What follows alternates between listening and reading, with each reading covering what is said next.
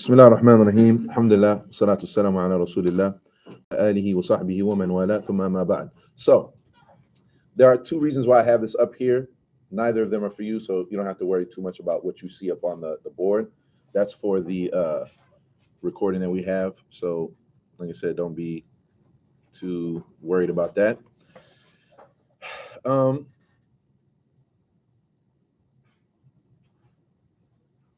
So yesterday we mentioned a few things starting into the surah, kind of like a backdrop of what had occurred with the wife of the Prophet Muhammad sallallahu alaihi wasallam, our mother Aisha radiallahu anha. However, what I didn't mention, which I want to make sure that I'm clear about today, is that's not the reason why this surah came down, because this surah came down before that, but it's applicable. It's applicable because what happened, people were talking about the wife of the Prophet Muhammad sallallahu alaihi wasallam behind her back. People were talking about the Prophet Muhammad sallallahu alaihi wasallam behind his back, right? Even if they weren't saying him directly, but that's his wife, which is his family, right? So by extension, right, you're talking about him, his peoples behind his back, sallallahu alaihi wasallam. And so this that was just mentioning an example of how this surah applies. It was like a practical example of people who are doing, whether it's Humazah, and that's a characteristic that they have, or Lumazah. All right. So that's just a note that I want to start off with real quick. So, inshallah, as far as when did this surah come down? However, it is a surah Makkiyah. Surah Makkiyah, right? And it's the 32nd chapter. وعدت سورة الثانية وثلاثين, which means it's the 32nd chapter في عداد النزول, right? Which means like as far as like when it came down. Obviously, if you were looking at the Quran, it's in the later part of, or the latter part of the Quran, so it's not number 32. But in terms of when was it revealed, like the first number one would have been Surah Al-Alaq, right? Iqra bismi rabbika, that would be number one. So from there, this is the 32nd chapter to be revealed, right? Meaning it's one of the early surahs. That's the point.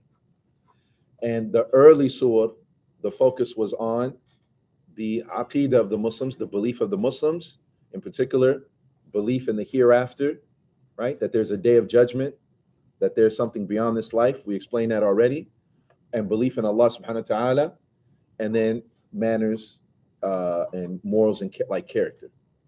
Halal, haram, what we can do, what we can't do, how to govern our state, the rules of fighting, divorce, marriage, etc. Those type of things, those like clear-cut rules and regulations, those come later on when the community of Muslims and believers grow after they migrate to Medina. Anyway, so it's Surah Makkiyah, and it came after Surah Al-Qiyamah and before Surah Al-Mursalat. You do need to know that. It came before Surah Al-Qiyamah and after Surah Al-Qiyamah and before Surah Al-Mursalat. So you want to get that down. Now, as far as the reason, the sabab an-nuzul, the cause or why this surah came down, there's a couple of different opinions that are mentioned, all right? And I'll point out to you what you need to get capture in your notes. So the first one, it says, قال الرازي رحمه الله أما المحققون فقالوا إنه عام لكل من يفعل هذا الفعل كائنا من كان، وذلك لأن خصوص السبب لا يقدح في عموم اللفظ. وقال الآخرون إنه مختص بأناس معينين. ثم قال عطاء وكلبي وسدي نزلت في الأخنس ابن شريق كان يلمز الناس ويغتابهم وبخاصة رسول الله صلى الله عليه وسلم. So Al-Razi, he says, the essentially experts speaking on this issue, when did this surah come down, and who was it talking about? What was the cause of this surah coming down? He says it's general. It's for anybody who does this, right? It's for anybody who is doing humazah, backbiting, slandering, talking about people, etc. He's saying it's for anybody who did that. So it didn't come down because of a particular issue. Like this event happened, so the surah came down. Or people came asking questions, then the surah comes down. He's saying it's not like that. These scholars, they said what? It's in general for whoever it is, or whoever this applies to. Kind of like if the shoe fits, wear it. All right. And then he said there are some who say, وَذَلِكَ لِأَنَّ some of the scholars who said that, one of them being Al-Akhnas ibn Shurayq. Al-Akhnas ibn Shurayq is used to like make gestures, right, in a way that would mock people. So let's say, for example, somebody's walking by, okay?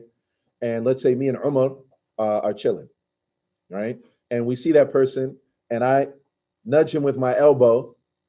I don't say anything about that person, but I like wink at him. And he knows by me winking or me like pointing and gesturing at that person, somehow I'm making fun of them.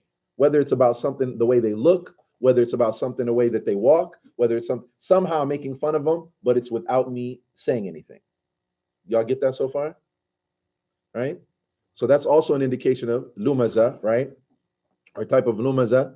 So that would, they were saying that it was this particular person, Al-Akhnas ibn Shurayq, and he specifically used to do that to mock and make fun of the Prophet Muhammad sallallahu alaihi wasallam.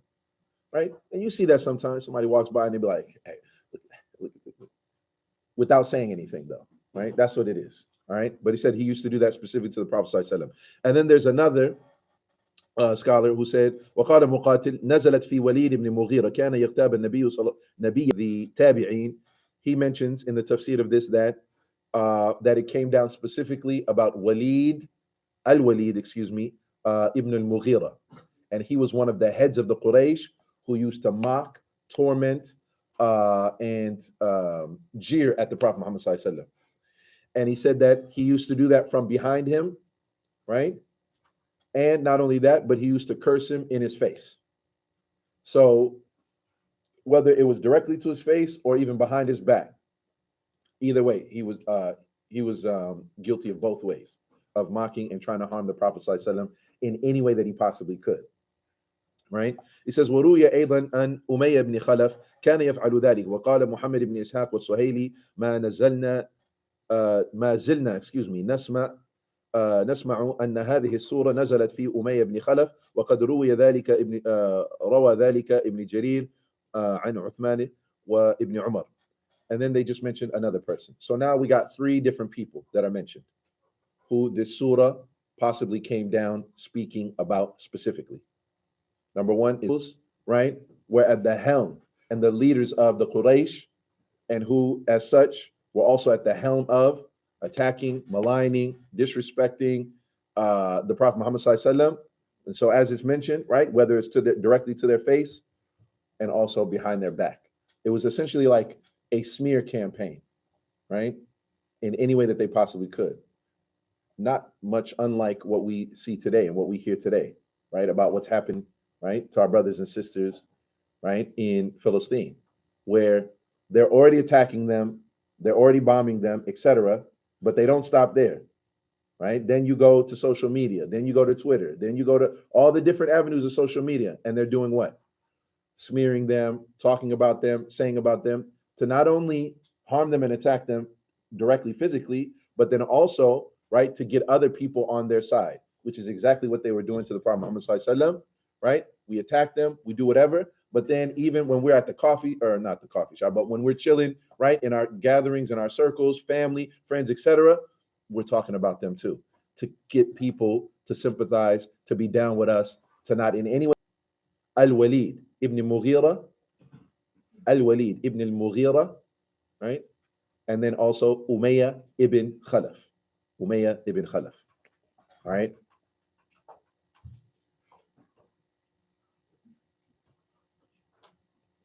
And then what's the summary that you need to know about this?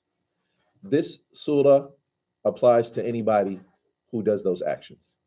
Humazah, Lumazah, right? Mocking people, talking behind their back, slandering, causing fights and problems between each other, between people. This surah applies to them. Even if it came down specifically talking about those three that I just mentioned, it still applies. And if somebody does it today, Somebody does it in the hallway. Somebody does it down the street. Somebody does it on social media right now. It applies to them now, just as it did back then. You with me so far, Abdurrahman? Okay. So you want to know those three names specifically, but then you also want to make some type of note that says it applies to anybody that who does that. That way, if I were to ask you, right, who is this ayah talking about, or who is this surah talking about? Maya. You could say it's talking about al-Walid. You could say it's talking about general discussion in this surah, right? What is it generally talking about? It is generally talking about people who their number one priority is money and wealth, and that almost on the verge of worshiping material things or materialism, which is very relevant today because it is so common and widespread. If you think about it, right? If you think about the idea of capitalism, right? There is no end to how much people want to make. If you look at a company like Amazon, as an example, the vast and huge company and how much billions of dollars that it makes, there is no cap on how much it's trying to make. It is always trying to look for more. Same for any other company. That's just one example, but any company, they're constantly looking for profits for their stakeholders, their shareholders, right? There is no like we have a happy medium or, if a lower cost, right? Because if they were paying Americans, there's a certain level of expectation. They'll be like, hey man, I can't live off of these, you know what I'm saying? Few little dollars you trying to throw at me to do this factory work. But if they go to another poor country, they'll be willing to do that. So now the fact a company leaves and then exploits other poor people, so right, and they get away from taxes because they're not on American soil. They may not have to pay taxes elsewhere, right? All for what? So that they can make more profits. And if you think about it, many other people in other places, on the one hand, they might make it seem like they're benefiting them and they're raising them to have a middle class, but they also suffer because there's things like regulations that are within the United States, right? That they're supposed to have certain safety regulations. They don't have to have them in those other countries. So then people are at danger. I remember a few years ago, there was a huge factory in Bangladesh that burnt down with many of its employees, many of the employees inside, an American company. And upon investigation, it was found out that, right, they weren't following a lot of different codes and regulations. Not only was the building damaged, a lot of lives were lost because they didn't have to follow those rules and regulations because they're not in the United States. And it's just a bunch of brown people. So who cares?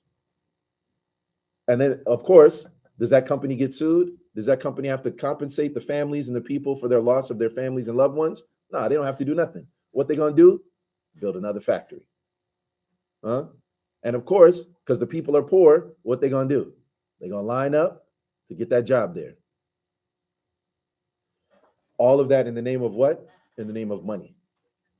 And if you look at the surah, it's saying, الَّذِي جَمَعَ مَالًا وَعَدَّدَ يَحْسَبُ أَنَّ مَالَهُ أَخْلَدَ. Right? This person, all he's concerned about is his money. Matter of fact, if you look at it, every day, if you listen to the radio, that what comes on is the stock market. And if you look at it, y'all ever seen the stock market? You ever seen like a video of it when the people are all there and they're all looking up and they're trying to follow along what to buy, what to sell, the stocks? Have y'all ever seen it before? It almost looks like they're in some type of almost like a temple and they're all like worshiping, right? There's a huge several different screens that goes all the way around, right? Almost like a circle going around, and they're all up like this, and they're all just like, right?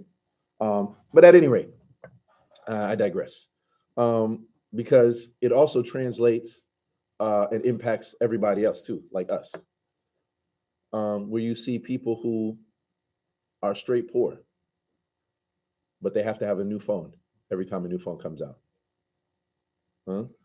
Or even people wanting to look as if they're rich.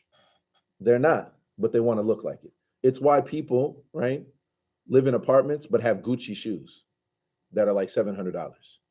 huh? Or Balenciaga shoes that are like, huh?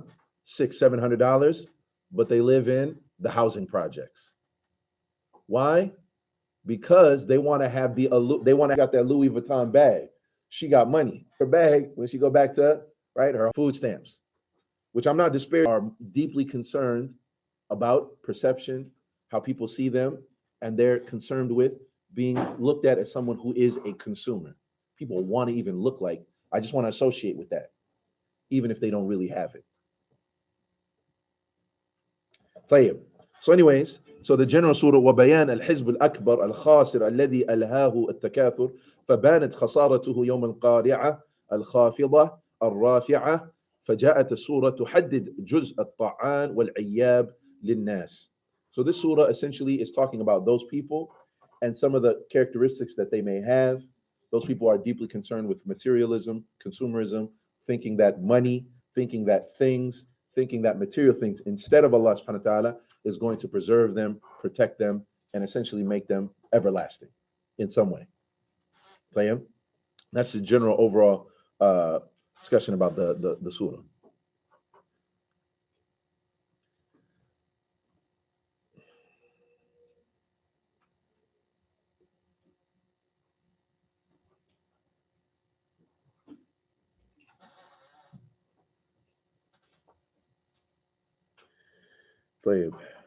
So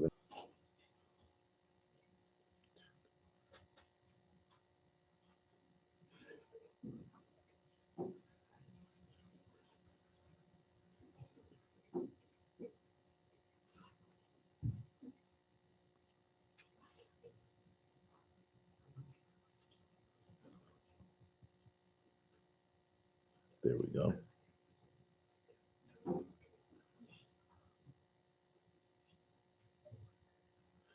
All right. So if you already have this written down, then alhamdulillah, just stay with me. If you don't, make sure you get it down. Make sure you get it now. I'm going to repeat that. If you already have this written down, no, I'm going to point out what you need.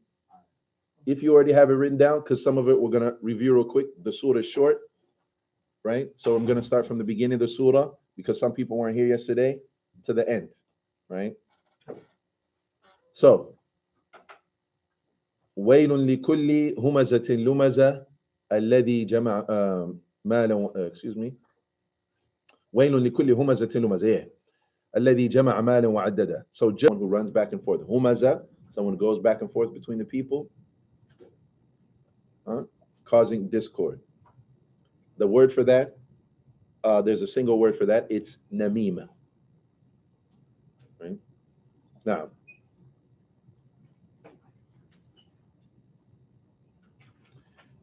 and the effect and the impact of that is that it breaks down the religion, and it not only that, it breaks down relationships and community. It breaks down the religion, it breaks down relationships, and it breaks down community. You can separate between friends, you end up separating between, right, couples, separating between friends, etc. Right? So it has huge impact and it's deeply problematic. Now,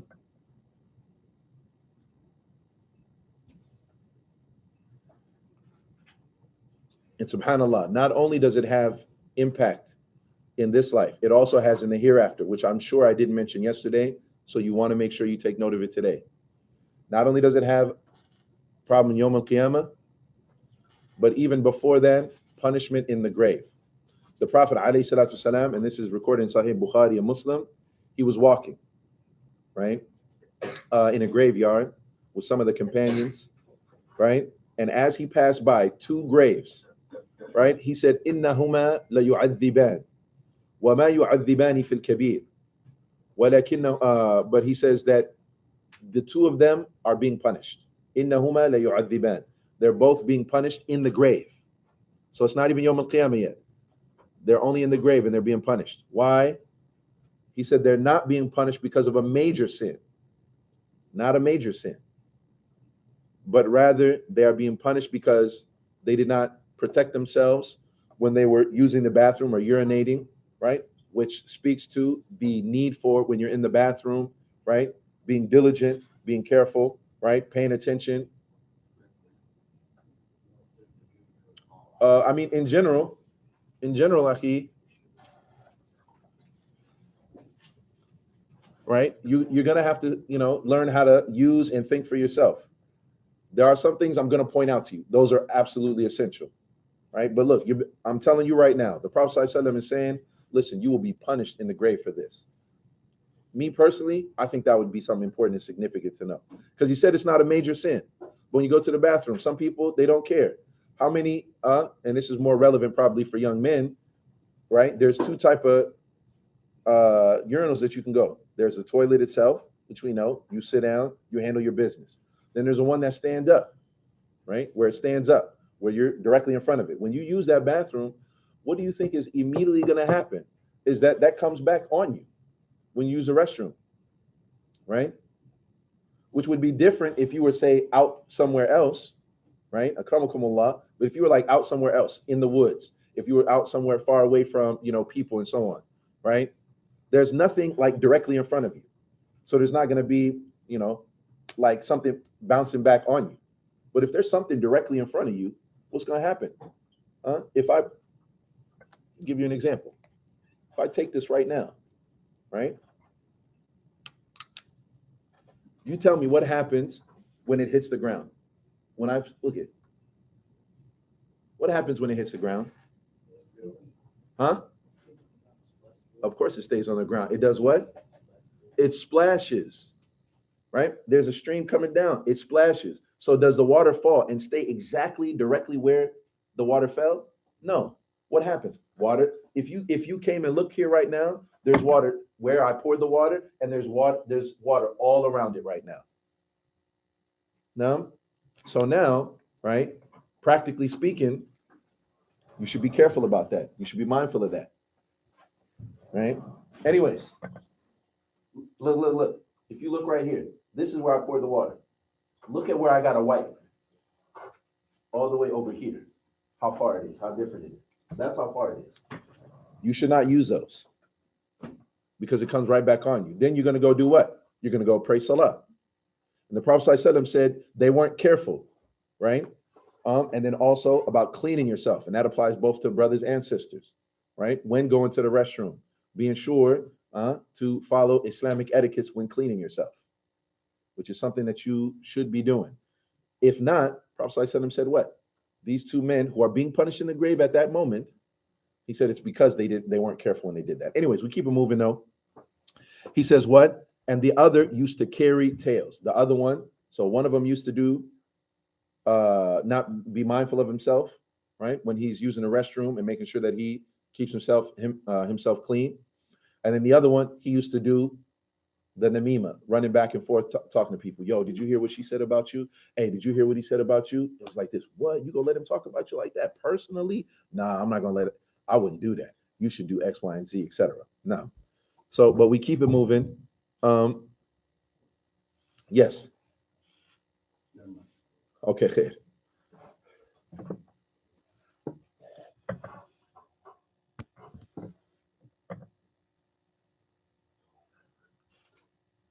Then there's also a hadith of the Prophet ﷺ where he says, the person who does this Humazah, this Lumazah, this Namima, talking about people, essentially picking away at their honor, which the honor of the Muslim is supposed to be sacred and inviolable. It's supposed to be respected. And there's only particular occasions that are designated in the Quran, in the Sunnah of the Prophet ﷺ, where that is allowed to be approached. So, for example, if someone is getting married and someone comes and says, do you know this brother? And I say, yes, I know him. And by know him, I mean we've known each other for years. We've traveled together. We've done business together. But I know him. And someone asks me about him. He wants to get married. They say, hey, can you tell me about him? He approached me. He's trying to marry my daughter. Now, if this person he lies, or if he is, has an anger issue or anger problem, I don't say, oh, I don't want to talk about him for a specific reason. They're about to get into a contract with each other. This person's about to potentially, right? His daughter's going to be married to. I have to be honest in his business dealings. Do you know if he's, you know what I'm saying? If he's good with money, etc. Then again, now, although technically, am I talking behind his back? Yes, I am. But in this instance, like I said, this is when it is allowed and permissible. But if somebody comes and says, hey, this dude is in my class. Hey, what you know about this dude? Huh? Then I can't just be like, oh yeah, he's like this, he's like that, or whatever. That's not a legitimate reason. Tell you, I hope that's clear. Another negative consequence. So a consequence of Humazah, Lumazah, Namima, Ghiba. All of these are around the same area. We said punishment in the grave. Also, the Prophet ﷺ said this person will not enter paradise. Right? All right. So now we move on to Alladhi jama'a malan wa addada. The person who is collecting and hoarding money and he occupies himself with counting it or whatever. This person, his wealth diverts him, namely from the most important thing, which is his purpose in life, which is the worship of Allah subhanahu wa ta'ala. Him being so consumed, preoccupied with this, he also thinks that this is what's going to prolong his life and what's going to protect him and what's going to help him and what's going to sustain him and what's going to take care of him, right? And again, to try to make it in the practical sense, you oftentimes see people who have a lot of money, right? People who are oftentimes who are rich, not all the time, but there are times where you see them where they act like they have impunity and they can do whatever they want. Why? Because I'm rich. Do you know how much money I have? Do you know who I am? Do you know who my father is? Do you know how much, you know what I'm saying? And there's people who talk like that. And you hear Muslims even talk like that. Sometimes they'll be at the masjid and there'll be some parking issue in the parking lot.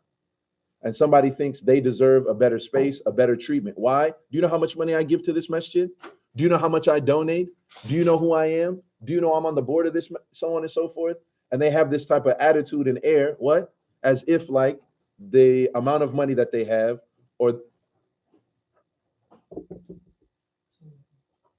their financial stature is going to somehow, right, in what is called al-hutama. So what did we say is al-hutama yesterday, right? I'm asking you all because this was talked about yesterday. What is al-hutama? I'm sorry, what? You got to speak up, sis. The crumbling fire. You're close. You're on the right track, but not quite the crumbling fire.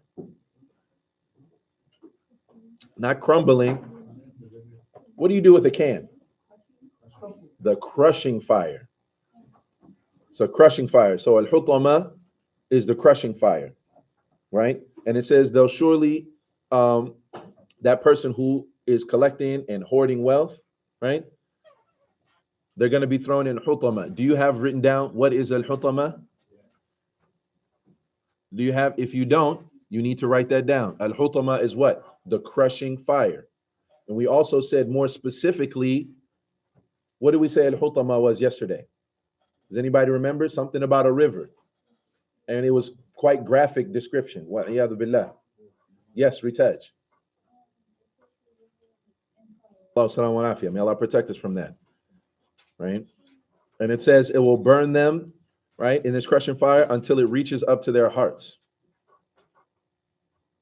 وَمَا أَدْرَاكَ مَا الْحُطَمَةُ. And what will get you to know? What will get you to understand? What will let you know what is this hutama? نار الله الموقدة التي تطلع على الأفئدة. It is the heart that will, or excuse me, it is the flame, the fire that will consume right up to their hearts. Allah subhanahu wa ta'ala explains that. He describes it that way. That this hutama, right? So one interpretation that it's this river. The other is that it is this crushing, all-consuming fire that will burn those people and it will burn right up to their hearts. Mind you, while they're still alive. While they're still alive. Right? And that is essentially the climax. And I'm just going to read to you some of the commentary by some of the tabi'een and some of the other scholars of the past. So, for example, according to Muhammad ibn Ka'b, he said the fire eats away the flesh of the body until it reaches up to the heart. Then it proceeds up to the throat. Then right? Once it's all burnt up and of no use, it's no good no more. They don't have any other skin. They're given a new skin, new organs, new everything. And then it's burned up again while this person is alive. And then repeat it again. And then replaced. And then repeat it again. Right? May Allah subhanahu wa ta'ala protect us from this.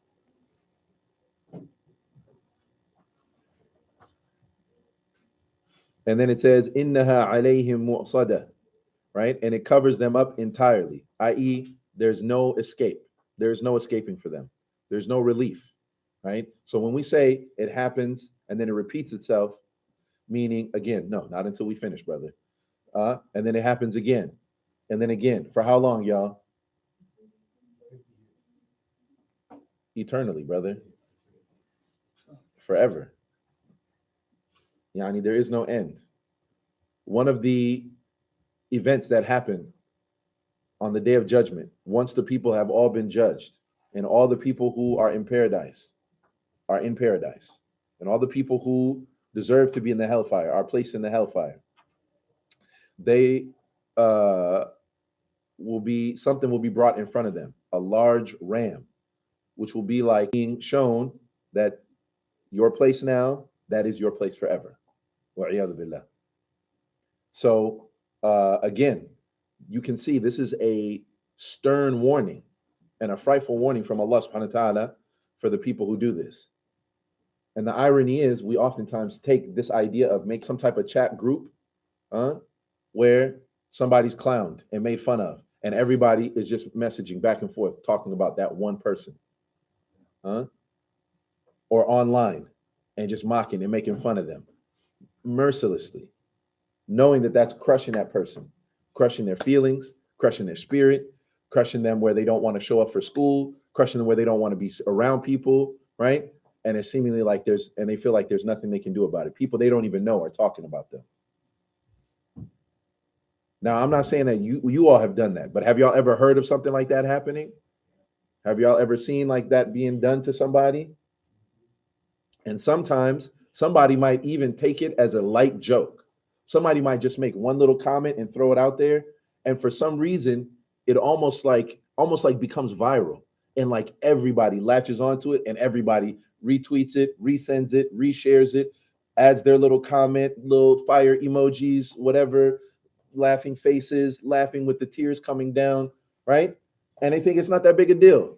But the Prophet ﷺ, he said, right, that a person, right, is the cause of them being thrown in the hellfire, sab'ina kharifa, that they are flung into the hellfire, right, sab'ina alf kharifa, that they're thrown it like 70,000 leagues into the hellfire because of one statement that they said. And that's what I mean by the irony is that how lightly people take it, but how gravely Allah subhanahu wa ta'ala warns against it. The Prophet ﷺ teaching against it, saying that person who engages in that act will not enter the paradise. The person who's in the grave is being punished for that act. And yet people as young as 12 years old, 10 years old, 15, 14 years old, they take it like it's not that big a deal. The Prophet ﷺ said, right, La yulqi laha bal. They think nothing of it. But it also shows us how careful we need to be with our words, how careful we need to be with other people in what we say, right? Words, right, oftentimes, are more potent and more powerful, Abdurrahman, than fists. Words can be more potent, right, than somebody kicking you, somebody punching you, somebody biting you, somebody scratching you. Khalas, the pain, it subsides. But something like that, with someone's words, that could stay with you. That could stay with you for years and never heal. Which is why we need to be mindful and careful about our words and our statements.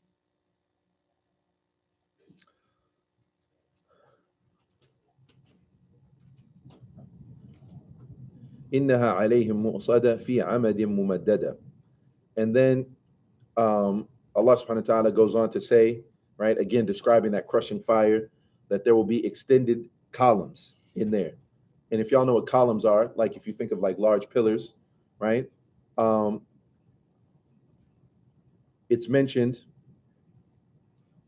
um, by Atiyah ibn Auf. He said that it means columns of iron, while As-Suddi said it means columns of fire. Qatada said that according to Ibn Abbas, Qatada, he was one of the students of Ibn Abbas and a tabi'i. He said it means the doors of the fire are extended.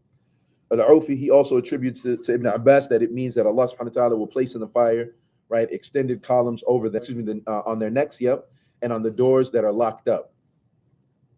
And so he said, we also used to say that they are punished with the columns of the fire. At any rate, what you need to know, right, and what I want you to remember, right, because it's mentioned multiple or different things, these columns are columns of fire, that they have chains, and that those chains extend from the people who are being punished around chains around their necks, and also to the doors of the hellfire. Columns of fire with chains going around the necks of the people being punished, and chains that extend to the doors of the hellfire. With are some of the lessons from this surah. Some of the lessons from this surah.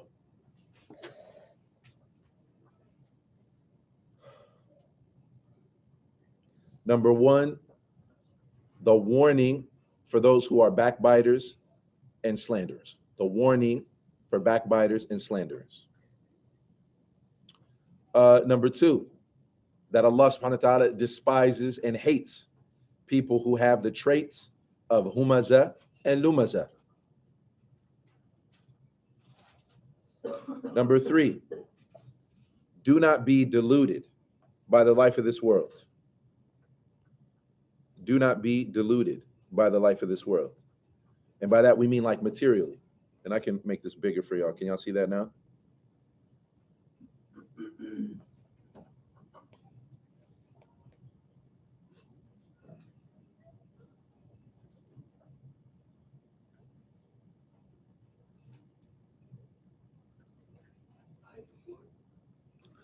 Number four, Abdurrahman, let me help you. Why don't you come sit up? That the hellfire is created and that the hellfire exists right now. Belief in the hellfire, that it's created and that it exists right now. Yes, sister. What's number four? Anything that I've highlighted. So just count like that. Anything that I've highlighted, that's what I want you to write. Oh, you can't see it? How about now? Does that help at all? What's that? No, you can just scoot up here.